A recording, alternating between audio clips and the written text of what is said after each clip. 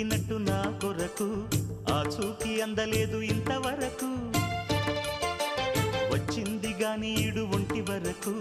వేధించలేదు నన్ను జంట కొరకు చూశాక ఒక్కసారి ఇంత వెలుగు